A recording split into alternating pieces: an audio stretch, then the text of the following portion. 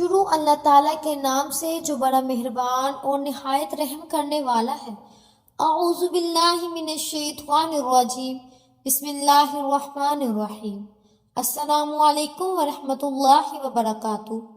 سورہ رحمان کی ایک آیت کی تصویر صرف ایک بار کر لی اور دولت ہی دولت، پیسہ ہی پیسہ، رزق، جادو ٹونا، بندشیں، تمام مسائل کا فوری حل ہے۔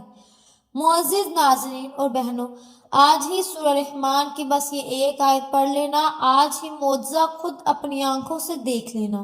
انشاءاللہ پیسہ، دولت، شہرت، گھر میں لڑائی، جادو ٹونے، ہر طرح کے مسئلے کا حل ہو جائے گا انشاءاللہ۔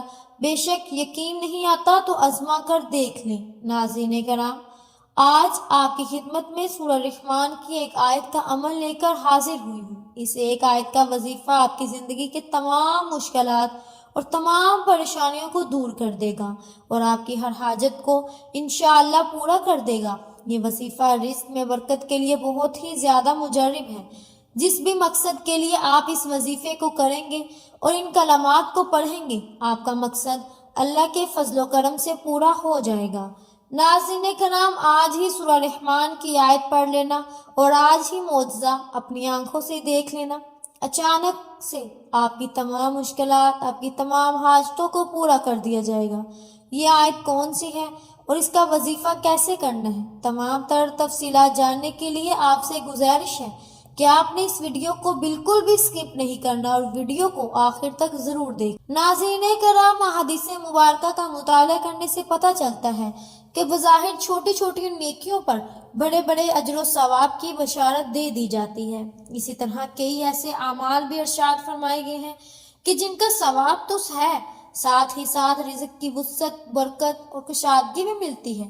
اس طرح قرآن پاک کی ایک پیاری سی صورت ہے، اگر اس صورت کی ایک آیت بتائے گئے طریقے کے مطابق پڑھ لی جائے تو اللہ تعالیٰ کے فضل و کرم سے آپ کو دولت اور رزق کی فراوانی ملے گی، یعنی کہ اللہ پاک آپ کے لیے ایسے اسباب پیدا کر دے گا۔ اس آیت کے کمالات دیکھ کر آپ لوگ خود حیران رہ جائیں گے، غیب سے دولت والے ہاتھ آپ کے پاس آ جائیں گے۔ ناظرین کرام، سب کام چھوڑ کر بس یہ ایک آیت پڑھ لینا۔ کس ترتیب سے یہ عمل بتاؤں گی، آپ نے بالکل اس طریقے سے یہ وظیفہ پڑھنا ہے۔ یہ انتہائی معزز وظیفہ ہے۔ نسلوں کو اگر بٹھا کر کھلانا چاہتے ہیں، اگر چاہتے ہیں کہ کروڑوں روپے کی برسات ہو جائے، پیسہ ہی پیسہ ہو جائے اور آپ گنتے گنتے تھک جاؤ لیکن پیسہ ختم نہ ہو۔ پیسہ انسان کی ضرورت ہے، پیسہ نہ ہو تو زندگی میں سکون نہیں ہوتا اور بندہ ہر وقت پریشانیوں میں گزرا رہتا ہے کہ اثرات اور حاجات کیسے اور کہاں سے پورے کریں۔ یہ ایک وظیفہ آپ لازمی کیجیے گا، بے حد چھوٹا سا اور آسان سا وظیفہ ہے۔ جب آپ کو اپنی پریشانیاں، جو بھی آپ کے مسئلے مسائل ہیں، ان کی نیت کیجیے گا۔ ناظرین کرام، اللہ پاک جب کرم کرتا ہے تو انسان کی عقل دنگ رہ جاتی ہے اور معجزہ کرنے والی ذات صرف اللہ کی ہے۔ بس ہمیں ہر نعمت پر اللہ کا شکر ادا کرنا چاہیے۔ وظیفہ اللہ پاک کی بابرکت ناموں اور قرآن پاک کی ایک پیاری سی سورت کی آیت کا ہے۔ اس وظیفے کو کرنے سے آپ کی ہر پریشانی، ہر مشکل حل ہو جائے گی اور انشاءاللہ ہر مشکل ختم ہو جائے گی۔ جو ویڈیو دیکھ کر یہ وظیفہ پڑھنا شروع کر دے گا اور اللہ پاک کی ذات پر یقین رکھتے ہوئے یہ وظیفہ پڑھے گا، اسے مایوسی نہیں ہوگی، اس کی جیب خالی نہیں رہے گی، اس کے کاروبار میں برکتیں ختم نہیں ہوں گی۔ میرے بھائیوں اور بہنوں، اس وظیفے کو کسی بھی دن، کسی بھی وقت پڑھ سکتے ہیں۔ اب آپ لوگ پوچھیں گے کہ اس وظیفے کو کتنے دن پڑھنا ہے؟ تو ناظرین کرام، یہ وظیفہ صرف اور صرف ایک دن کا ہے۔ ایک دن آپ اس وظیفے کو کیجئے گا۔ اگر آپ چاہتے ہیں تو 2-3 دن بھی عمل کر سکتے ہیں، لیکن ایک دن کی عمل سے آپ کو انشاءاللہ فائدہ ہوگا۔ ایک دن کا وظیفہ کرنے سے ہی انشاءاللہ آپ کے حالات ٹھیک ہو جائیں گے۔ محترم ناظرین کرام، سورہ رحمان کا نام اللہ کے خوبصورت ترین ناموں میں سے ایک نام پر رکھا گیا ہے۔ اس سورت میں خدا کے فضل کی مثالیں دی گئی ہیں اور اللہ کے مختلف تحائف کی اہمیت کو دہرایا گیا ہے۔ سورہ رحمان ہمیں رحمت الہی کے تصور پر غور کرنے کی ترغیب دیتی ہے۔ اللہ تعالیٰ نے ہمیں مختلف تحائف دیے ہیں۔ یہ دنیا بھی ایک تحفہ ہے۔ درخت لگانا، ہمارے ارد گرد کا ماحول، ہوا، پانی، صحت مند جسم اور تمام خاندان، دوست، سب کچھ ایک تحفہ ہے۔ ہم اس سب کو قدر کی نگاہ سے نہیں دیکھتے۔ سورہ رحمان ہمیں یاد رکھنے میں مدد کرتی ہے کہ اس طرح کے تمام خدائی احسانات ایسی چیز نہیں ہے جس سے ہم نے غفلت برتنی چاہیے۔ یہ آیت دہرانے سے یہ کہ تمہارے رب کی نعمتیں ہیں جنہیں تم جٹلاتے ہو۔ یہ صورت ہمیں بتاتی ہے کہ ہم اپنے رب کی کس نعمت کا انکار نہ کریں تو تم اپنے رب کی کون کون سی نعمت کو جٹلاؤ گے۔ اس وقت کے مطابق کافر مسلسل اور مکروہ طور پر حق کا انکار کر رہے ہیں اور مسلمانوں پر کھلے عام تشدد کر رہے ہیں۔ یہ آیت دہرانے سے یہ کہ تمہارے رب کی نعمتیں ہیں جنہیں تم جٹلاتے ہو، یہ صورت ہمیں بتاتی ہے کہ ہم اپنے رب کی کسی نعمت کا انکار نہ کریں تو اپنے رب کی کون کون سی نعمت کو جٹلاؤ گے۔ اس وقت کے مطابق کافر مسلسل اور مکمل طور پر حق کا انکار کر رہے تھے اور مسلمانوں پر کھلے عام تشدد کر رہے تھے۔ تم اپنے رب کی کون کون سی نعمت کو جٹلاؤ گے؟ در حقیقت جٹلانے والوں کے لیے ایک مستقل نصیحت ہے جو غرور اور ناشکری میں اندھے تھے اور مسلمانوں پر بغیر کسی اشتعال حملہ کرتے رہتے اور قتل کر دیتے تھے۔ سورہ رحمان اللہ تعالیٰ کی رحمتوں کی لامحدود فہرست ہے اور دل کو چھو لیتی ہے اور سچے ایمان والوں کی آنکھوں میں آنسو لاتی ہے۔ انسانوں میں حق کو نظر انداز کرنے کی کمزوری ہے۔ ہم جانتے ہیں کہ ہر چیز فانی ہے، اس کے باوجود ہم دنیاوی دولت اور آسائشوں کے حصول میں دیوانہ ہیں۔ ہمیں اس بات کا علم ہونا چاہیے کہ اس زندگی میں ہمارے پاس جو کچھ ہے وہ مستقل نہیں ہے۔ ہمارے خاندان، ہمارے پاس دوست ہمیں چھوڑ کر سب جا سکتے ہیں، اچھی صحت میں کمی آ سکتی ہے، ہماری دولت ختم ہو سکتی ہے، پھر بھی ہم مغرور اور متکبر رہتے ہیں۔ سورہ رحمان ہمیں یاد دلاتی ہے بار بار کہ اللہ تعالیٰ کا شکر ادا کرنا چاہیے کیونکہ ہمارے پاس جو کچھ بھی ہے وہ ہمارے لیے اللہ تعالیٰ کا تحفہ ہے، اور نیک اعمال میں مشغول ہوں اور اللہ ہی کو راضی کرنے کی کوشش کریں۔ ہمیں معلوم ہونا چاہیے کہ مسلمان ہونے کی حیثیت سے سورہ رحمان کو دل سے سیکھنا امن و سکون کا باعث ثابت ہو سکتا ہے۔ اپنے اللہ کو اللہ کے مختلف احسانات کی یاد دہانی کرتے ہوئے اور ذہنی دباؤ کا مقابلہ کر سکتے ہیں اور اپنے ایمان کو بھی مضبوط کر سکتے ہیں۔ سیدنا جابر رضی اللہ تعالیٰ عنہ فرماتے ہیں کہ نبی کریم صلی اللہ علیہ وسلم اپنے اصحاب کے مجمع میں ایک روز تشریف لائے اور سورہ رحمان کے اول سے آخر تک تلاوت فرمائی۔ صحابہ کرام چپ چاپ سنتے رہے۔ آپ صلی اللہ علیہ وسلم نے فرمایا، تم سے تو جنات ہی اچھے تھے جواب دینے میں، جو میری تلاوت سن کر رو پڑے۔ جب ان کے سامنے سورت کی تلاوت کی تو میں جب کبھی آیات پڑھتا تو وہ کہتے ہیں ہمارے پروردگار، ہم تیری نعمتوں میں سے کسی نعمت کو نہیں جٹلاتے، تیرے ہی لیے تمام تعریفیں ہیں۔ وقت کی نزاکت کو مد نظر رکھتے ہوئے آئیے ناظرین کرام، اب آپ نے کیا کرنا ہے؟ سب سے پہلے نبی کریم صلی اللہ علیہ وسلم کی ذات مبارکہ پر درود پاک پڑھنا ہے۔ درود پاک آپ کوئی سا بھی پڑھ سکتے ہیں، آپ چاہے تو آسان اور مختصر سا درود پاک پڑھ سکتے ہیں، لیکن یاد رکھیے کہ اگر آپ نماز والا درود پاک یعنی درود ابراہیمی پڑھتے ہیں تو یہ سب سے زیادہ فضیلت والا ہے، سب سے زیادہ اہمیت والا ہے۔ میرے آقا پیارے نبی صلی اللہ علیہ وسلم بھی تمام درودوں میں درود ابراہیمی کو ہی سب سے زیادہ محبوب رکھتے تھے۔ درود ابراہیمی ایک مرتبہ ثواب کی نیت سے میرے ساتھ بھی پڑھ لیں۔ بسم اللہ الرحمن الرحیم، اللہم صلی علی محمد وعلی آل محمد کما صلیت علی ابراہیم وعلی آل ابراہیم انک حمید مجید، اللہم بارک علی محمد وعلی آل محمد کما بارکت علی ابراہیم وعلی آل ابراہیم انک حمید مجید۔ روز قیامت نبی کریم صلی اللہ علیہ وسلم کے سب سے زیادہ قریب وہی ہوگا جو سب سے زیادہ آپ صلی اللہ علیہ وسلم پر درود شریف بھیجتا تھا۔ حضرت ابن مسعود رضی اللہ تعالیٰ عنہ سے روایت ہے کہ رسول پاک صلی اللہ علیہ وسلم نے فرمایا، قیامت کے دن لوگوں میں سب سے زیادہ میرے قریب وہ ہوگا جو سب سے زیادہ مجھ پر درود بھیجے گا۔ وہ مواقع جہاں درود شریف ضرور پڑھنا چاہیے۔ ویسے تو درود پاک کسی بھی وقت کسی بھی موقع کی قید کے بغیر آپ پڑھنا چاہیں تو پڑھ سکتے ہیں، تاہم بعض مواقع ایسے ہیں کہ جہاں اس کے پڑھنے کی خصوصی تنقید کی گئی ہے۔ ان میں سے کچھ تو مشہور ہیں، مثلا ہر نماز کی آخری تشہد میں، قنوت و وتر کے آخر میں، نماز جنازہ کی دوسری تکبیر کے بعد اور خطبہ جمعہ وغیرہ میں۔